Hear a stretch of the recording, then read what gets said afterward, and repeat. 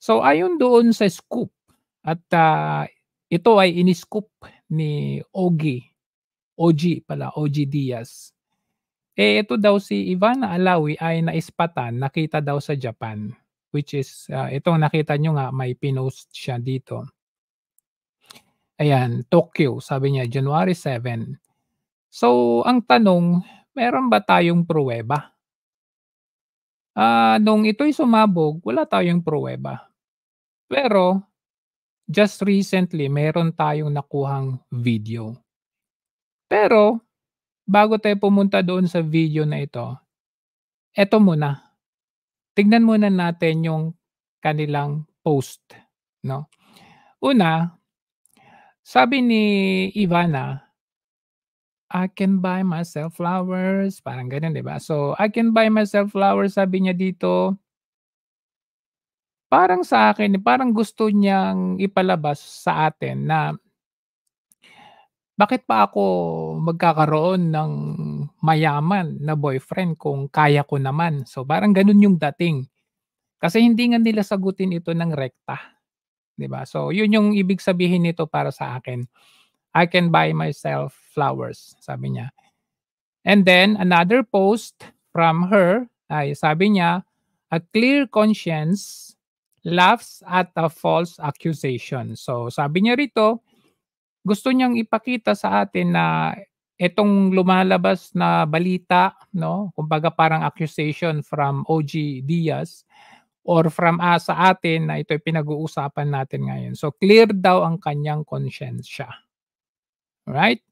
Ngayon, gusto ko munang ipakita itong vlog nila ni,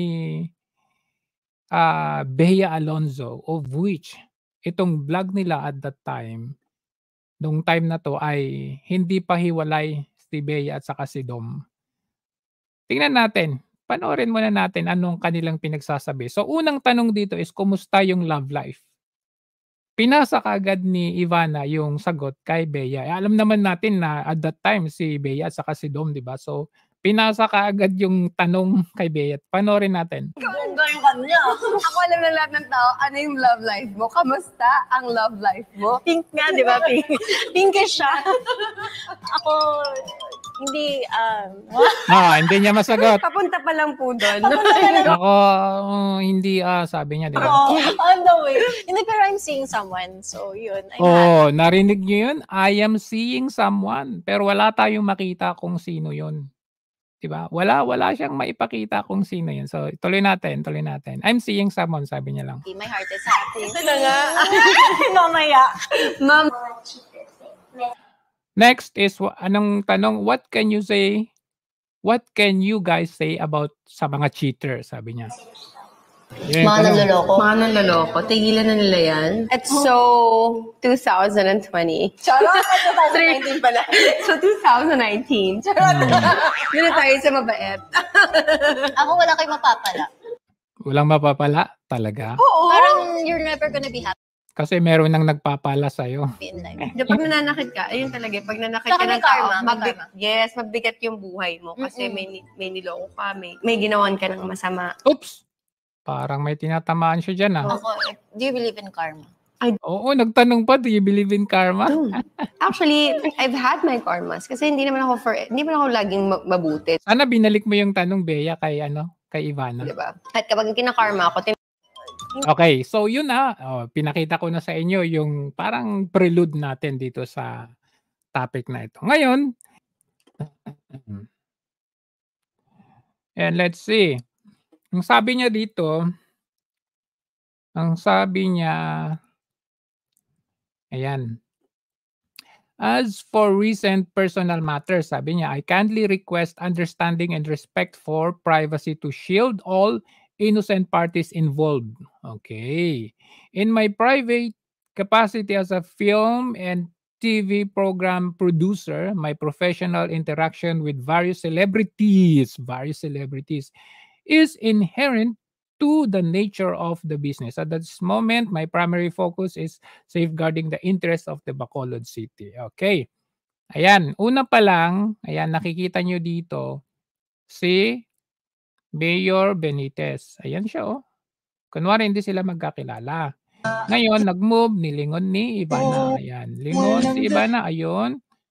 Okay, siyempre nilingon din yung kanyang nanay, saka si Mona, ayan. Si Mona, ayan yung si Mona, oh, oh. Okay. Oh, kita niyo naman todo camouflage. Pero siyempre, kung kilala mo naman talaga yung tao, mamumukhaan mo pa rin talaga. Ayun. Ayan na si mother, oh, ayun. Spotted. And then, nauna sila. Ayan na si Yorme Benitez. Sunod na. Sabi niya, bilisan niyo. Baka maraming makakita. Yun pala may nagbibideo na. Puwet pa lang, mamumukhaan mo na. Ayan na, yun na. Sweet. Kita niyo ba? Nakita niyo? Sana nakita niyo na, okay na yung isa kanina. Anong hindi makita? Hindi niyo makita? Ayan na nga, eh. Okay. Ayan na. Oh, 'di ba? Paano mo i-de-deny 'yan? Oh, ngayon sige pag-usapan muna natin, So, bokya, kita na. Oh, okay yes, yung naka-mask, okay.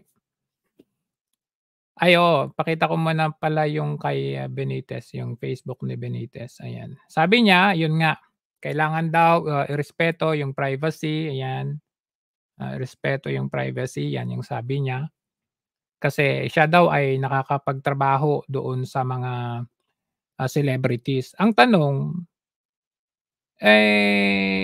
ano nangyari? Bakit parang kasama yung mga pamilya? Anong meron? Anong proyekto ba yan meron yan?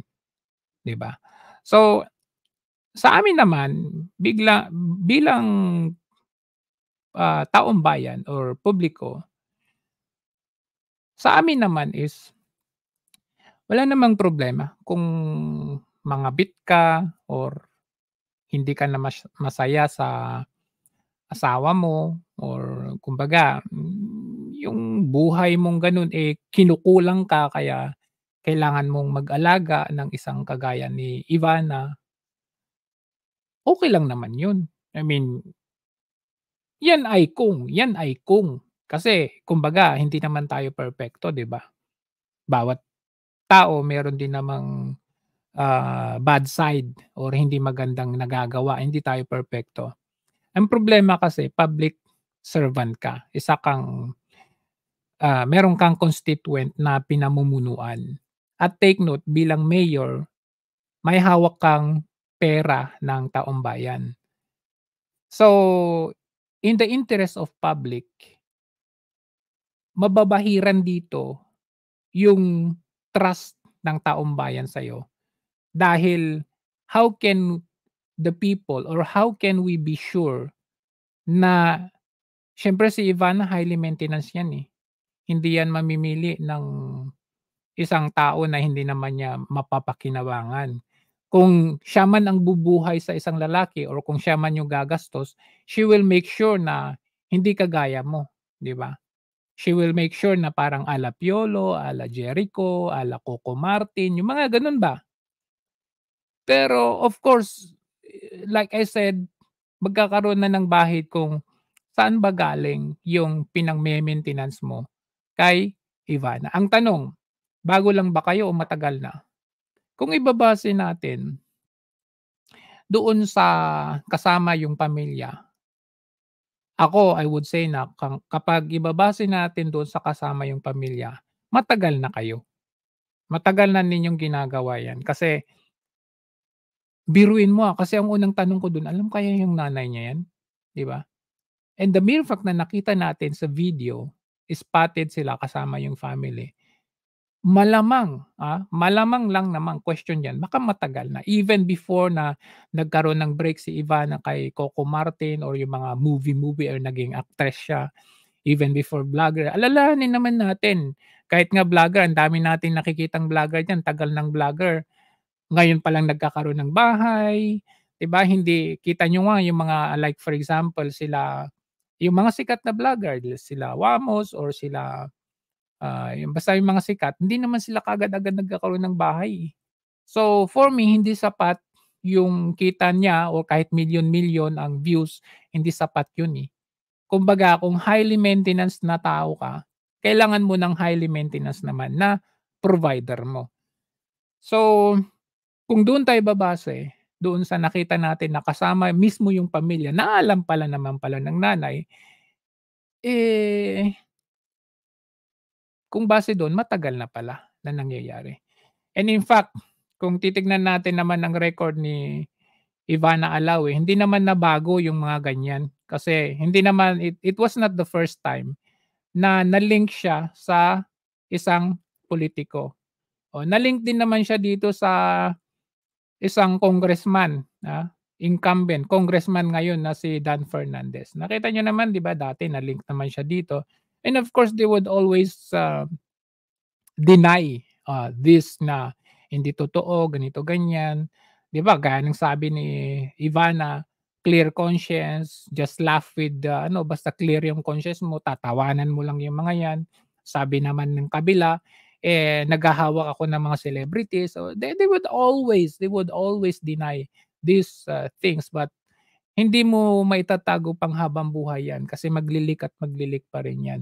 Ngayon, like I said, hindi naman natin concern talaga kung tutuusin kasi buhay naman nila 'yan kung gusto nilang gawin 'yan. May consent ang magulang, eh, wow o kaya nga LC Chan, eh. Kasi nga nakasama sila dun sa video, eh, 'di ba? Oh, ang tanong diyan kung anong anong pera mo ba ang ginagamit mo? Kung pera mo yung ginagamit mo pang maintenance kay Ivana, okey lang. Pero kung galing sa pondo, kaban ng bayan, 'di ba nga minsan nai-issue nga din si Senator Chis Escudero, 'di ba? Kasi with the highly maintenance naman kay Heart Evangelista, meron yung trust ba, na trust issue na ano ba talaga 'yan, ah, sakita ba talaga ni Heart 'yan or ano, 'di ba? The Heart would always say na, "I can buy myself flowers," just like itong si Ivana gano'n din yung sinabi. So, yun yung question dun, oh. O kaya kung ikaw ba, sabihin na natin okey milyonarya si Ivana. Sige sabihin na nating milyonarya. Milyonarya ka, tapos magkakaroon ka ng relasyon sa isang taong may asawa, 'di ba? Hindi pa kasing pogi ni Piolo Pascual, Jericho Rosales, 'di ba? So question yun. Kayo ba? I don't know how it goes but kayo ba? Yun yung tanong lang. I mean again, I have no ano dun kay Ivana but I mean dito kay, Mayor Albe Benitez, 'di ba? Another question, may nagsasabi din kasi 'no, may nagtatanong din na, eto daw si Mayor Benitez ay meron daw utang, may nagsabi na ito daw si Benitez na bilyon-bilyon daw ang utang kay, Zaldico, kay Congressman Zaldico. I don't know if that's true, but, yun yung sabi-sabi, yun yung bali-balita. So kung yun man ang bali-balita, yun ang sabi-sabi, eh, parang papasok dito yung question na, ang lakas mong mangbabae pero bilyon-bilyon yung utang mo. Ang tanong nagbayad ka na ba ng utang mo? And 'di ba meron din sinabi si Kong Teves na may utang din si Benitez kay Teves, 'di ba? So I mean, sana man lang kung gagawa tayo ng mga ganitong kabalbalan, eh, make sure naman na wala tayong nasasagasaan. Like, lalong-lalo na kapag ang pinag-uusapan dito ay kaban ng bayan. Yun lang naman ang tanong natin diyan, yun lang ang tanong diyan. Kasi again and again, babalik tayo doon kasi sinabi nga ni Ivana doon sa kanilang video ni Bea Alonzo, "I am seeing someone."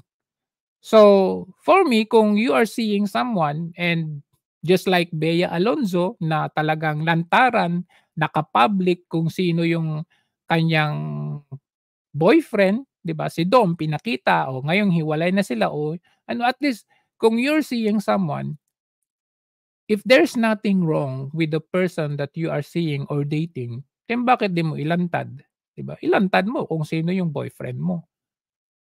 Is it kaya hindi mo mailantad dahil yan pala ay isang politiko at yan pala ay isang may asawa na? So, the question lies to Ivana, the question lies to, Mayor Alfred Albe Benitez, kung ano ang ginagamit mong pera, pondo diyan. I don't think so na kapag si Ivana ay kukuha ng kanyang boyfriend, yung taong hindi niya mapapakinabangan, 'di ba? Okey siguro kung yung taong hindi niya mapapakinabangan ay kung yung tao na yun ay pogi, 'di ba? Pogi yung 'di ba nakita natin, may video nga si ano, may vlog nga si Ivana na nakakita siya ng pogi naglalaway, 'di ba, yung mga gano'n ba. So, kumbaga ano, meron pa rin kayong, kasagutan sa taong bayan. Yun lang, maraming salamat.